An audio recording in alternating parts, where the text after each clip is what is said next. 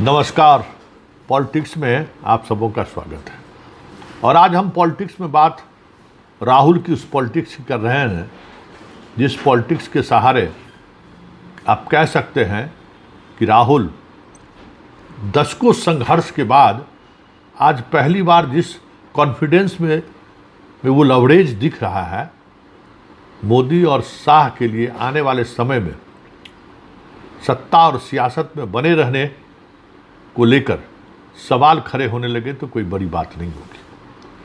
क्योंकि जिस तरीके से सदन के बाहर और आज सदन के समाप्ति के बाद मोदी और शाह पर राहुल ने अटैक किया है और उस अटैक के दौरान राहुल का जो कॉन्फिडेंस दिखने को मिला था वह संकेत है कि जंतर मंतर ने विपक्ष को कह सकते हैं कि एक ऐसा टूल दिया है जो अब उनको मोदी और शाह के घेरने में मतलब कह सकते हैं कि वक्त की बात है। ठीक वही बात अब घेरने में वक्त नहीं ले रहे हैं, जैसा को तैसा। और आप देख लीजिए, सबसे बड़ी बात है कि बीजेपी कैंप के जो बड़े बड़े फायर ब्रांड नेता थे सब के सब चुप्पी साधे हुए हैं। मोदी और शाह को लेकर वो काउंटर नहीं कर पा रहे हैं। लेकिन एक बात जो राहुल ने कहा है कि मोदी के दफ्तर के अंदर क्या हो रहा है उसकी जानकारी हमें मिल जा रही है।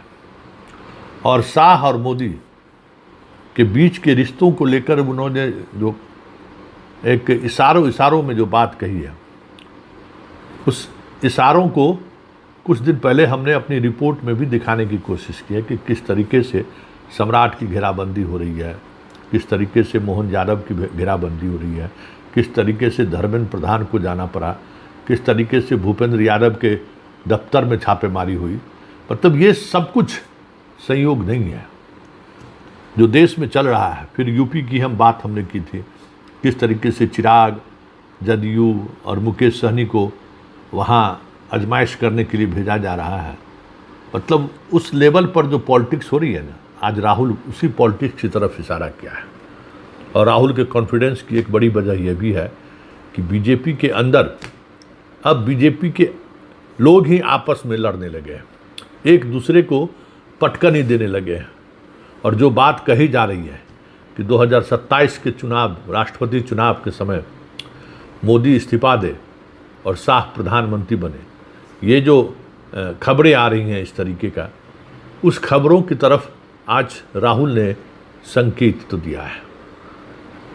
सवाल है कि यह संकेत भी उनके कॉन्फिडेंस का मतलब तो नहीं है जो कॉन्फिडेंस वो दिख रहा है। क्योंकि आप कॉकरोच पार्टी का इंडिया में आना, जंतर मंतर में बैठने की इजाज़त देना, फिर जो कुछ भी हुआ वो सामने है। अब हालात है कि दिल्ली में कोई पार्क में भी कॉकरोच पार्टी की बैठक की अनुमति नहीं मिल रही है। पुलिस पहुंच जा रहे हैं या फिर बीजेपी के कार्यकर्ता पहुंच जा रहे हैं। तो ये सारी चीज़ें दिखा रही हैं कि सब कुछ ऑल इज वेल नहीं है। ऐसे में राहुल का सीधे सीधे मोदी पर हमला करना विदेश नीति के सहारे और फिर उनकी जो अर्थनीति है उसके सहारे, फिर शाह और मोदी के बीच का जो कन्फ्लिक्ट है उसको जिस तरीके से आज एड्रेस किया है कार्यकर्ताओं के बीच, कहीं न कहीं वह कॉन्फिडेंस राहुल में, मतलब विपक्ष के नेता के रूप में अगर हम कहें, पहली बार देखने को मिला है। और ये कॉन्फिडेंस आने वाले समय में शाह और मोदी के लिए मुश्किलें खड़ी कर दे तो कोई बड़ी बात नहीं होगी। इन सभी बिंदुओं पर ज़रा सुनिए राहुल किस तरीके से मोदी और शाह को घेरने की कोशिश की है। कैसे राहुल ने मोदी के दफ्तर तक पहुंच होने की बात कर पूरे बीजेपी को असहज करने की कोशिश की है। जो काम मोदी और शाह पहले किया करते थे कांग्रेस के अंदर, ऐसा लग रहा है कि वो काम अब राहुल करने लगे हैं। मतलब बीजेपी की पॉलिटिक्स, मोदी के बारे में यही कहा जाता है कि मोदी बीजेपी के अंदर की पॉलिटिक्स नहीं करते हैं, वो विपक्ष की पॉलिटिक्स करते हैं। तो आज राहुल का अंदाज कहा जा सकता है कि राहुल अब बीजेपी की पॉलिटिक्स शुरू कर दिया है।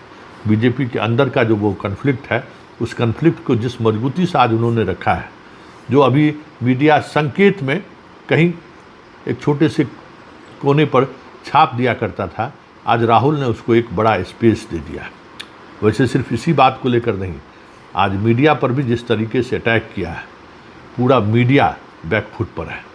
और अब आने वाले समय में जो सवाल राहुल ने खड़ा किया है कि आप मुझसे सवाल करते हो, सरकार से सवाल क्यों नहीं करते हो, यह सवाल जन जन तक, मतलब आप मुखिया तक उठने लगे, प्रमुख तक उठने लगे, पार्टी के कार्यकर्ता उठाने लगे मीडिया से, तो ये भी कोई बड़ी बात नहीं होगी।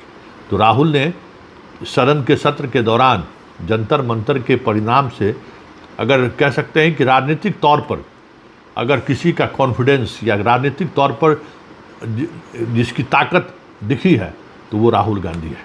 आज क्या क्या राहुल ने कहा है ज़रा सुनिए, और उनके कॉन्फिडेंस पर, उनके चेहरे के भाव पर ज़रा गौर करिए।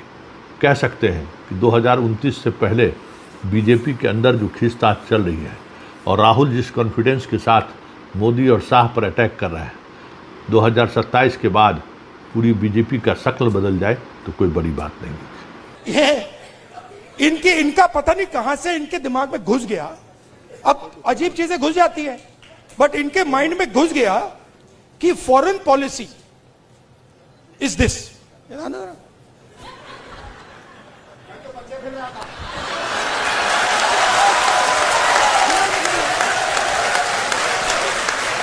अब पता नहीं किसने डाला, कहां से घुसा कि भाई फॉरेन पॉलिसी का मतलब इमेजिन, इनके माइंड में घुस गया कि फॉरेन पॉलिसी इज दिस।